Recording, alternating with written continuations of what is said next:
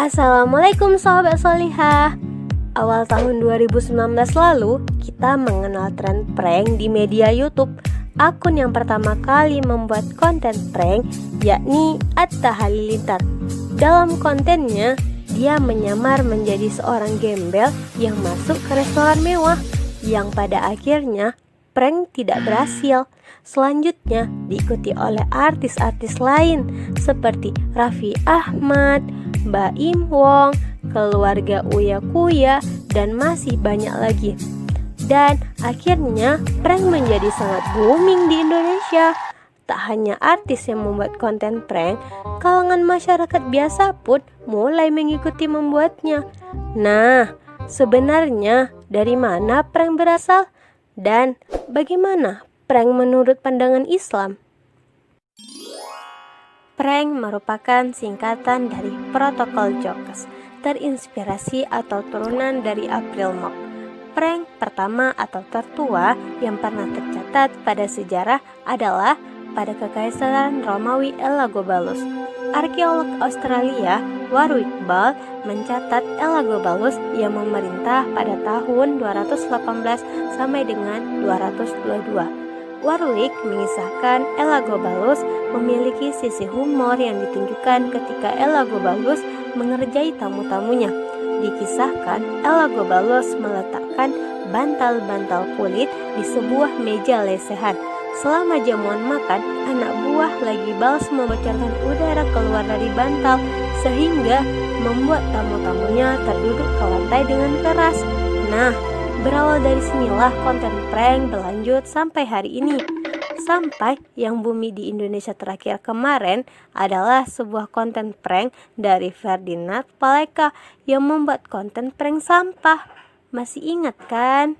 Nah, sebenarnya bagaimana sih prank menurut pandangan Islam?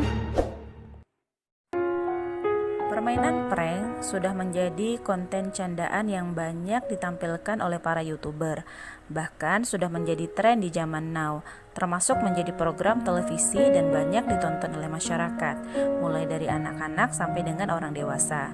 Jadi wajar jika orang-orang pun ikut-ikutan bermain permainan ini.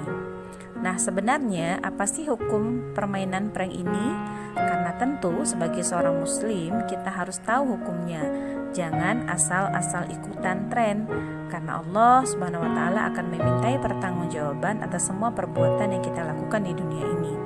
Jangan sampai karena kelalaian kita mencari tahu bisa menjerumuskan kita pada murka Allah nantinya di akhirat. Dari Abdurrahman bin Abi Laylah bahwasanya beliau mendapatkan berita dari beberapa sahabat Nabi SAW bahwa mereka pernah melakukan perjalanan di malam hari bersama dengan Nabi. Kemudian ada salah seorang sahabat yang tertidur dan beberapa sahabatnya menggendongnya ke atas bukit dan langsung membangunkannya sehingga membuat orang yang tertidur ini kaget hingga membuat banyak para sahabat tertawa. Melihat hal ini, Nabi SAW bersabda, tidak halal bagi seorang muslim menakut-nakuti muslim yang lain. Nah, sekalipun prank ini tujuannya hanya main-main, tidak serius, agar membuat orang lain tertawa karena memang teman yang di prank ini mereka takut dan juga kaget, maka ini semua dilarang. Karena menakut-nakuti muslim itu tidak dihalalkan di dalam Islam, apalagi sampai mencari keuntungan materi dengan cara merugikan orang lain. Inilah konsekuensinya ketika kita hidup dalam sistem yang sekuler, yaitu sebuah konsep jalan hidup yang memisahkan agama dari kehidupan. Tolak ukur yang dipakai untuk mengukur sesuatu itu hanyalah materi semata, bukan halal haram hukum syara yang datang dari Allah. Walaupun niatnya untuk bercanda, Islam telah menetapkan batas-batas candaan yang boleh dilakukan oleh seorang muslim. Artinya tidak seorang pun boleh melanggar batas-batas syariat ini, misalnya berbohong ataupun sampai merugikan orang lain. Nah teman-teman, mudah-mudahan kita jadi lebih bijak ya, dan kita tidak tergolong kepada orang-orang yang seperti ini.